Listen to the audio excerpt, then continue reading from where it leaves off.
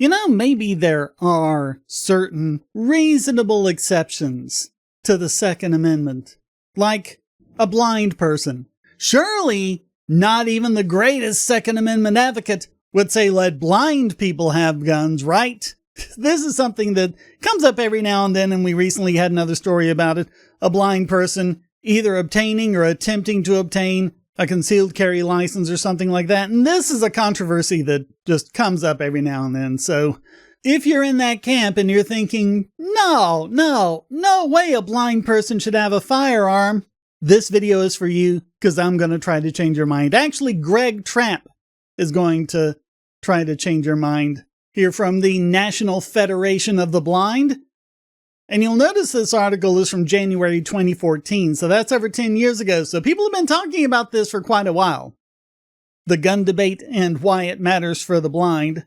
We're going to start off from the editor, though, and we'll get into what Greg Trapp wrote in a minute.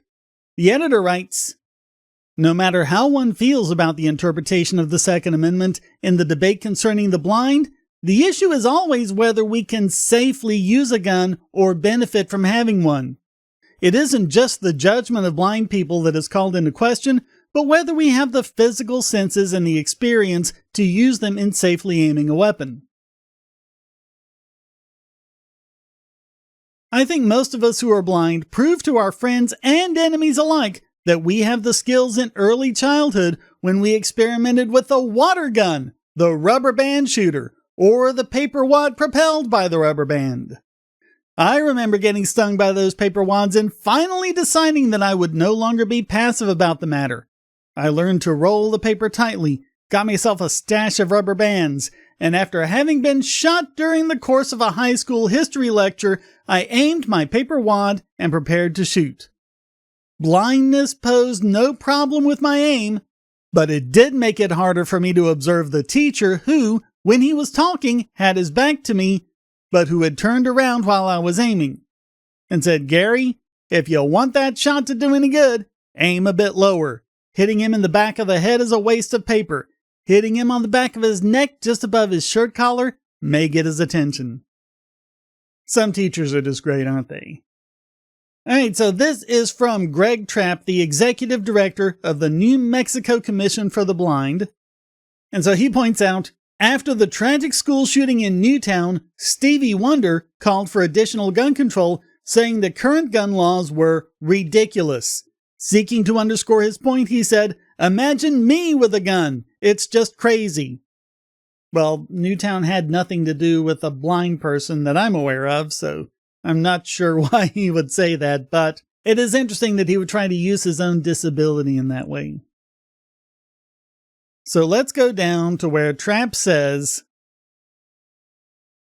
"The National Federation of the Blind, the oldest and largest nationwide organization of blind Americans, understands that guns are dangerous weapons, and that anyone who owns, carries, or uses them must therefore exercise great care and sound judgment in doing so. Blindness has no adverse effect on a person's ability to exercise due care and good judgment. State firearms laws must be applied in a non-discriminatory manner to blind individuals. Recognizing that laws and regulations regarding the granting of permits to own and/or carry firearms vary throughout our country, our single position on firearms regulation is that a permit to own and/or carry a gun should not be denied to any individual solely on the basis of blindness."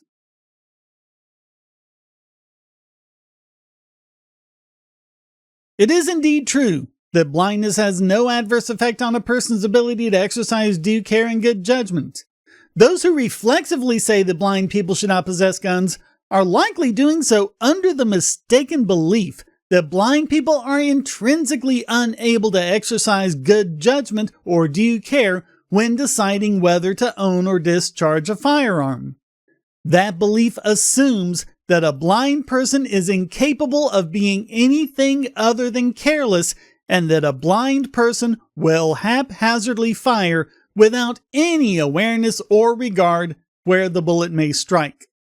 It assumes that blind people lack the ability to reason and exercise common sense.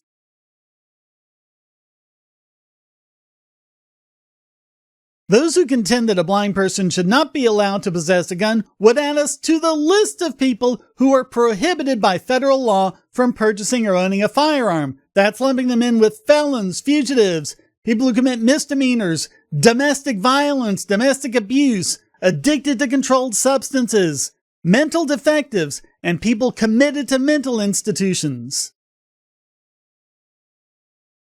What is lacking from the current debate is any comparable study showing that there is a problem with blind people owning guns, or, even more implausibly, that blind people are somehow more likely to commit gun-related crimes. Instead, people who are blind are simply assumed to lack capacity or constitute a danger. Now, you might understandably be saying, well, yeah, but they can't see. How are they supposed to hit anything if they can't see? A gun is irrelevant to someone like that, right? Well, as Trapp points out, in reality, blind people are far from unique in terms of being unable to see the target. A .30-06 hunting rifle has a maximum range of over 3 miles and can easily fire through multiple walls. A 9mm pistol is also capable of firing through more than one wall and has a maximum range of over a mile. Even the diminutive .22 rimfire can penetrate walls and fire out to a range of more than a mile. Because a bullet can be fired over great distances and through objects, a sighted shooter's view of where a bullet could impact will potentially be blocked by walls, floors, ceilings, fences, buildings, signs, hills, bushes, trees, and a myriad of other items. So if you miss, or it overpenetrates, it might hit something or someone that you're not able to see. And that's not considered an unreasonable scenario, not enough to deny people their gun rights. And not only that, there are scenarios where you might have to shoot blindly, such as if you're in the pitch black of night in a darkened room. There's an intruder at 3 a.m, and you can't see very well because the lights aren't on, and you don't really have a chance to get a light switch. You're, in a fight for your life, or in thick smoke, or in a dense fog. Bullets can also ricochet in unpredictable directions. In other words, a sighted gun owner has the potential to shoot people he cannot see. And that's exactly the same argument made against people who are blind. The only difference is that a blind person is presumed to be inherently incapable of exercising good judgment, whereas a sighted person is presumed to be capable of using good judgment. If it's a dark room and you need to defend yourself, you have to exercise good judgment as to what direction you're going to fire in so that you stop your attacker but don't hit anyone else. And this position is basically assuming that blind people are incapable of making that decision. And there's nothing about blindness itself that makes them that way. Conversely, the presence of sight does not bestow good judgment or infallible decision-making. Even highly trained law enforcement officers with perfect vision can misinterpret what they see and make a tragic error, such as the case of a child with a toy gun being mistaken for a criminal with a real firearm, or an acorn falling on his cruiser being mistaken for a gunshot that he has to then roll around on the ground and then fire at his own car. Everyone see that video? That was ridiculous. Man, if people say, oh, only cops are, good enough and smart enough and well-trained enough to do that, just look at videos like that. If anything, they're worse than most of the gun owners I know who go down to the range all the time and are constantly practicing. Okay, historical examples. World War II, the Battle of Guadalcanal. You have Private Al Schmidt, Private John Rivers, and Corporal Leroy Diamond deployed on the west bank of the river. They were manning an M1917 30 caliber machine gun when the Japanese attacked at 3 a.m. Schmidt took over the machine gun after Rivers was killed and Diamond was wounded in the arm. And Schmidt said, "Tell me which way they're coming from and I'll get them." Diamond spotted targets in the dark and pointed in the direction Schmidt was to fire. After battling this way for several hours, Schmidt was seriously wounded in the face and arm by an exploding hand grenade. "They got me in the eye," Schmidt told Diamond. Schmidt reached for his .45. Diamond said, "Don't do it, Schmitty! Don't shoot yourself! I'm gonna get the first Jap that tries to come in here. But you can't see! Just tell me which way he's coming from, and I'll get him." Although seriously wounded and blinded, Schmidt reassumed his position at the machine gun and began firing with Diamond yelling directions. When the battle was over and the Japanese forces were defeated, Schmidt was credited with killing over 200 Japanese soldiers. And they were awarded the Navy Cross. That's a big deal. I think the only higher award a Navy person can get is the Medal of Honor. So that was seen as a very heroic act. Most of the battle took place at night and at a time when Schmidt was unable to see the target at which he was shooting. The Japanese forces were yelling taunts at their American opponents, and Schmidt was using the noise of their taunts to adjust his aim. So getting back to the home invasion scenario, if you can get the guy talking or moving around and making noise, then you can know where to aim the pistol. Well, a blind person can do that too. Blind person can probably do it better because they're used to that. They've learned that way. I don't know how true it is that if you lose your sight, all of the other senses kick in, but I'm sure you'll learn how to use all your other senses a lot better. Diamond was also directing Schmidt's fire, a technique that is commonly employed by blind shooters. Schmidt was directly behind the machine gun, and the bright muzzle flash would have hindered his vision of the target. So even when he could see, he couldn't really see what he was shooting at. Once Schmidt was blinded, and even though it was starting to get light, Diamond still continued to spot for Schmidt.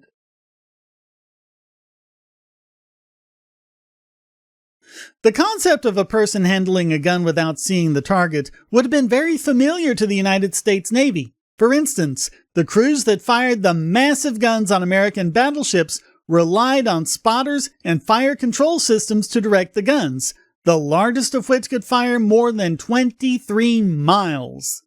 The military even taught its servicemen to assemble and disassemble their weapons while blindfolded. Al Schmidt was newly blinded, but despite his serious injuries and the intense stress of combat, his Marine training helped him to know that he possessed the ability to exercise good judgment in either the use of his .45 pistol or in his .30 caliber machine gun. Alright then, so moving on to the New Jersey case of Steve Hopler. He lost his vision due to diabetes in 1991.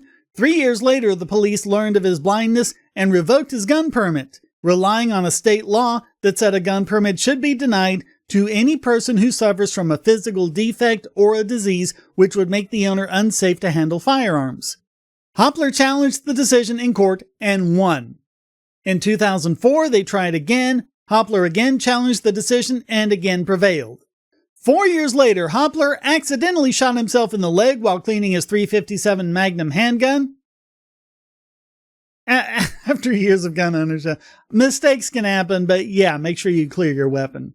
But while he recovered in the hospital, 12 of Hopler's guns were stolen from his apartment, one of which was later used in a suicide. The investigating police found several more firearms in Hopler's apartment. One was loaded and hidden in an oven mitt, and another loaded gun was hidden under a sofa. The police again decided to seek the forfeiture of Hopler's guns. The same person who stole Hopler's guns testified that Hopler drank alcohol to excess. Yeah, you're relying on the actual thief to give testimony here. Relying on this questionable testimony, the Morris County prosecutor revoked Hopler's gun permit and seized the rest of Hopler's guns. In 2012, Hopler again won the right to have his guns returned after a ruling by a Morris County Superior Court that said that his disability should not take away his constitutional right to bear arms.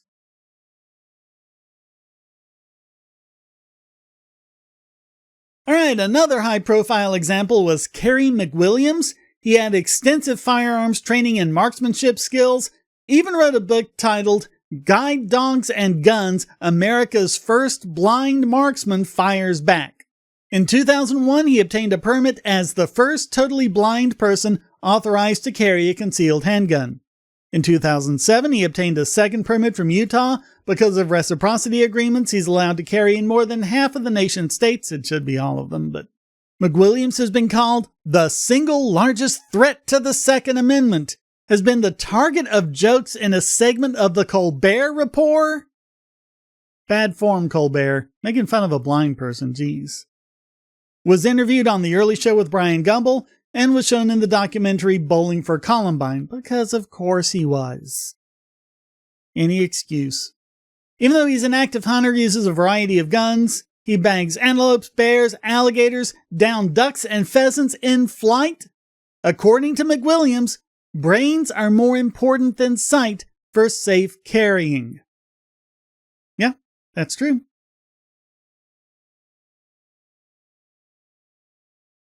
It is likely that some of these Second Amendment supporters might be uncomfortable with the thought that blind people are able to own or purchase firearms. However, they may be even more uncomfortable with the potential consequences of prohibiting gun ownership on the basis of blindness. What makes McWilliams a threat to the Second Amendment is that expanding the prohibited list to include blindness might create a slippery slope leading to other medical or disability-related restrictions. And I'll remind you, slippery slope is not a fallacy. That is a piece of irrationality that has pervaded the skeptics movement for decades. There is no slippery slope fallacy. It is not a fallacy. It actually happens. And we have example after example after example after example after example. A lot of them are on this channel. Just search. If gun ownership could be prohibited on the basis of blindness, it might be argued with equal reason that a deaf or hard of hearing person might not hear a rangemaster's instruction to cease shooting, hear a family member identify himself in the dark, hear an undercover police officer identify herself as a law enforcement official, or hear a business manager say that concealed handguns are not allowed on the premises. And you could extend that to people with other disabilities or medical conditions, including people with depression, or take any kind of psychotropic medication, people with dementia, seniors at risk of dementia, people who might suffer a loss or alteration of consciousness due to conditions such as diabetes or seizure disorders, and even any people who have night blindness or have less than perfect vision. Shane, look at your glasses. Wow, without them you're as blind as a bat. You don't sleep in your glasses, Shane. You don't sleep in your glasses, so someone breaks in your home at night and you got to get your gun to shoot them. You won't be able to see. You won't be able to see, so you're not allowed to defend yourself in the dark at night. If you can do one, you can do the other. And just in case you're wondering about the mental illness thing, and you're one of those that thinks, well, mentally ill people shouldn't be allowed to because they're more violent.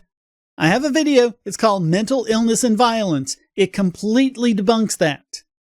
I did months of research on that video. I tried looking for some kind, any kind of diagnosis of any psychological disorder that would make a person more likely to be violent. I couldn't find any. I found the opposite. Most of them make people less violent. And are you seeing now how your assumptions might not be all that valid? No matter how reasonable they sound, check it with the data and the arguments. Without the protections that allow blind people to own or purchase a firearm, they might be prohibited from engaging in a wide variety of other suits on the pretext that some element of risk is involved. Horseback riding, whitewater rafting, mountain climbing, skydiving, even routine activities like taking a cooking class, exercising at the local gym, going on an amusement park ride, or enjoying a vacation on a cruise ship. The rights of all Americans are frequently preserved in ways that create the greatest societal discomfort. Because if everyone in society were comfortable with it, you wouldn't need to protect it. Everyone's comfortable with it. No one has a problem with you doing it. It's only the things that make other people uncomfortable that really need protection. Because that's when your rights are more likely to be violated. And so they look at the 1977 case of the National Socialist Party of America versus Village of Skokie. This case involved the request of a group of neo-Nazis to march through the Illinois community of Skokie and to wear Nazi uniforms and display swastikas. Illinois Nazis. I hate Illinois Nazis. Yeah, that's where they got that scene from in the Blues Brothers. That was taken directly from this case. A majority of the 70,000 residents of Skokie were Jewish, which is why the Nazis wanted to have their demonstration there to trigger the Jewish population. About 5,000 of them were actually survivors of the Holocaust. The unpopular cause of the marches was taken up by the ACLU back when they were actually good, which argued that restrictions on the marchers violated the First Amendment's free speech protections. The United States Supreme Court upheld the right of the marchers, affirming the importance of the First Amendment and the right to free speech. Although very few Americans would consider the opinions of the neo-Nazis to be anything other than reprehensible, to have denied them the right to express their opinions would have greatly restricted the free speech rights of all Americans. Although a large portion of the public, including some who are blind, may also be uncomfortable with the concept of blind people purchasing or owning guns, to restrict them solely on the basis of blindness would diminish the rights of people who are blind, and ultimately, of all Americans. Man, 2014. That's how far back you have to go. Not all that far back. To see it taken for granted. That no, you don't just diminish the free speech rights of people you don't like. You don't censor Nazis. You don't censor right-wing voices. You don't censor misinformation. How much we have fallen in the last 10 years. Where something like that goes from being well understood as important First Amendment protections to being this minority view that's being crushed under. I'm not even sure it's a minority view. It's a view of the people who have power. The ones who are in control of certain tech companies, the ones who are in control of certain government departments. Not really sure that's the viewpoint of most Americans. But the lesson is, whoever you think is the problem, be they Nazis or the blind or anyone, we are all human beings. We all deserve our rights. And the rights of human beings should never ever be infringed just because you're worried about what some of them might do. There was a time when we understood that. We need to understand it again before it's too late. Hopefully recent events are moving us in that direction. We'll see how it goes. At any rate, I hope I've at least changed your mind on the issue of blind people owning firearms. Let me know in the comments if I have. Yes, post those comments for the comment god. Do the shares for the share throne. Get this video up in the algorithms, because I highly expect this one to be shadow banned. I'm going to give it 4 hours, and then that graph is going to flatten. The more you share these videos, I see little bumps as each of you share them. Even if you're not sharing them to many people, it gives them a bump in the algorithm and shares them to even more people other than the ones you just shared them with. So that really helps. And of course, what helps most of all is going to donate.bogosity.tv to keep me doing what I do. Individual donations with PayPal, Venmo, cryptocurrency, or become a regular supporter, Patreon, Subscribestar, or Discord. Get these videos early and ad-free. Join the live streams and the monthly AMAs. Other benefits, check them all out. Thank you so very much for watching. Until next time, stay strong and be free.